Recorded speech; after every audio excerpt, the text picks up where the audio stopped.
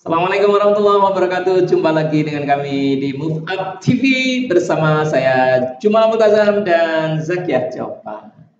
Kali ini kita akan diskusi tentang nikmatilah waktu bersama anak.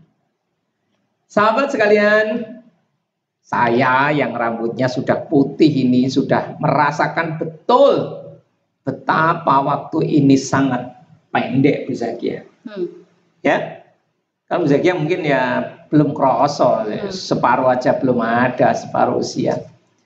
Nah, kalau di Indonesia harapan hidup bisa 70 tahun, saya ini kan sudah jam 2 atau jam 3.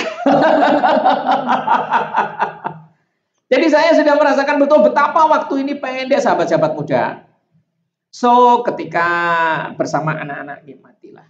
Saya kira begitu, Bu Zakiah ya. Apa tipsmu untuk menikmati hidup bersama anak-anak?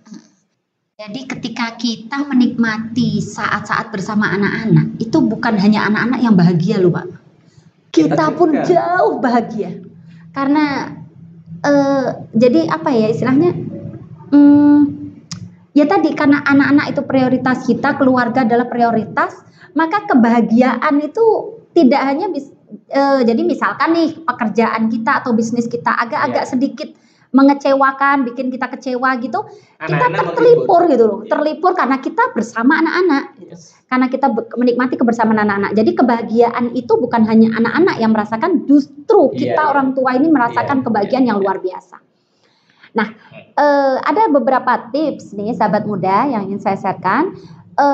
Jadi yang pertama, ketika kita bersama anak-anak, tidak hanya hadir secara fisik saja, tetapi hadir secara hati di sini dan secara pikiran.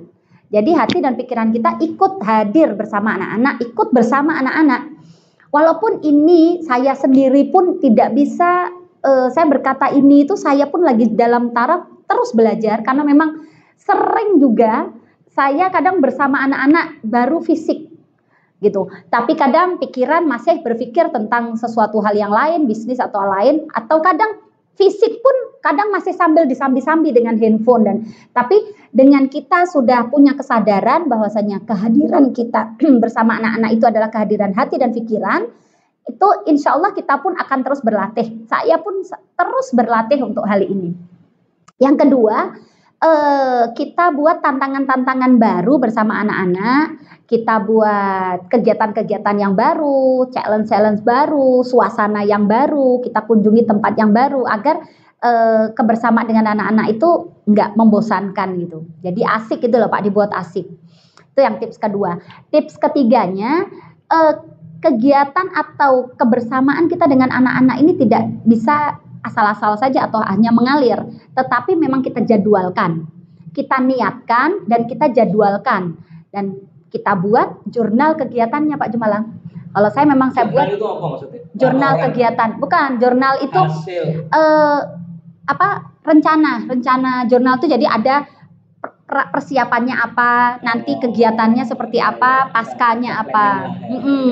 Jadi memang kita jadwalkan, kita buat jurnal kegiatannya dan itu tadi kita ganti-ganti lah jurnal kegiatannya, kita ganti-ganti biar nggak bosen, biar anak-anak asik nggak bosen.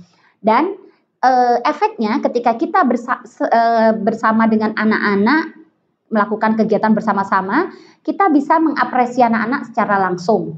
Misalkan anak-anak melakukan hal-hal yang kurang baik gitu kan, kurang bagus, kita bisa apresiasi secara langsung, maksudnya bisa kita beritahu secara langsung. Dan begitu juga ketika anak-anak melakukan suatu hal yang wow, yang memang bagus, yang memang ini, kita pun juga bisa langsung memberikan pujian secara langsung gitu. Itu hikmahnya dengan kita kebersamaan dengan anak-anak. Dan yang jelas tadi yang Pak Jumal sampaikan, pasti terekam kan Pak di benak anak-anak bahwasanya kebersamaan. Oh itu Pak Jumal sampaikan di video kemarin. Di video sebelumnya Pak Jumal sudah menyampaikan, jadi memang itu nanti akan terekam kan anak-anak kebersamaan dengan kita tadi. Kalau Pak Jumal ada tips nggak? Aku nyimpulkan baik. Ada tips. Bahagia bersama anak-anak tidak harus mahal. Iya. Saya itu Ya alhamdulillah, syukurillah. Kalau mau jalan-jalan bersama anak-anak itu, lo perlu itu bontot, ngerti bontot? Bontot itu masak sendiri, dibungkus, nanti Oh iya. kita pergi kemana di suatu tempat kita buka. Justru itu yang asik loh, Pak. Asik banget ya, bawa tikar apa bawa karpet tempat tikar atau apa supaya nanti di suatu tempat buka. Itu keren itu. Tapi ojo meninggalkan sampah lo ya. Nah, sampahnya harus direngkesi. Terus jalan-jalan toh, menemukan tempat-tempat baru. Saya suka itu tadi, menemukan tempat baru. Itu asik sekali. Karena apa ya? Suasana baru itu membuat kita semakin kaya begitu. Meskipun hanya jalan loh. Ya memang ya bekalnya tetap ya bensin bagaimanapun juga ya. Bensin, terus masak sendiri, bawa air sendiri. Wah, itu sudah eksplorasi yang luar biasa menurut saya. Jadi kita dengan apa yang ada ya Pak ya, kita menikmati kebersamaan anak-anak. Iya, karena nikmat itu tidak harus kaya, nggak harus. Nek kaya ya alhamdulillah. Tetapi kalau kita apa adanya aja bisa kita nikmati kok dengan kreativitas. Ya kan ada planningnya tadi. Maka kalau perlu anak-anak diajak nyusun planning, gitu kan? Betul sekali itu. Terus apa mau tipsnya? Maksudnya kayak papat itu. Kegiatan-kegiatannya itu dibuat asik, ganti-ganti yang ganti-ganti. Terus yang kedua, hadirkan dulu. Oh iya, hadirkan hati kita. Ojo kita bersama anak-anak kita sibuk sendiri atau kita kerja. Tinggalkan dulu lah pekerjaannya. Jadi oleh karena itu memang harus ada planningnya supaya kita itu bisa meninggalkan pekerjaan. Jangan sambil bersama anak-anak isi kerja terus nanti hatinya nggak hadir gitu. Fisiknya ada, hatinya entah kemana, begitu kan? Terus yang kedua ganti-ganti. Setuju, ya. Dan tambahan tips saya, tidak harus banyak duit ya, tapi bisa menikmati ganti-ganti juga. Terus yang ketiga di jurnal tadi ya, jadi ada planningnya. Yang keempat apa? Apresiasi. Itu ya, sudah ya. Sudah, sahabat-sahabat, saya kira itu praktekkan saja. Saya menikmati bersama anak-anak itu tidak harus menghabiskan uang. Tapi kalau ada uang yang memang bisa kita sisihkan, itu juga bagus loh.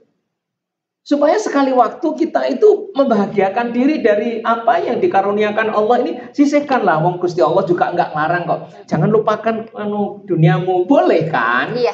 Begitu. Kalau ini ya Pak Jumala ya. Kalau saya kan memang belum merasakan nih anak-anak tuh diajak masih mau. Katanya nanti kalau semakin anak-anak besar tuh sudah nggak mau diajak. Anakku yang kecil yang SMP aja sudah mulai nggak mau, apalagi si gede.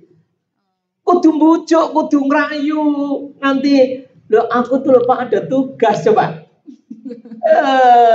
Nah itu yang Pak, memang saya terus kayak kadang teman-teman ada yang ngomong kayak gitu tuh, oh iya benar juga ya. Saya akhirnya ya itu seringnya memang kalau semaksimal mungkin bisa bawa anak-anak, saya bawa anak-anak. Iya.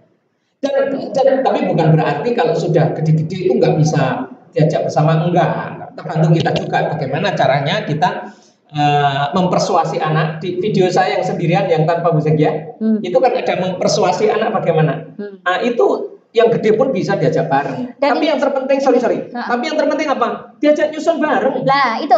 Jadi nanti kan punya komitmen bersama. Betul. Dan lagi kan gini ya Pak, ketika dia dari kecil sudah biasa kita ajak terlibat dalam kegiatan bersama dengan buat jurnal, itu insya Allah sampai besar pun kan ya tetap dia akan menyisihkan, mungkin walaupun nggak sering, tetap dia akan menyisihkan dalam satu hari atau dalam satu minggu. Anakku yang sudah misah aja masih bisa tak ajak bersama. Jadi ini sahabat-sahabat ya, mitos ya, bahwa kalau kecil masih bisa bersama, kalau gede enggak begitu. Saya sudah melaksanakan sendiri. Anakku bahkan yang sudah berkeluarga aku sudah punya cucu.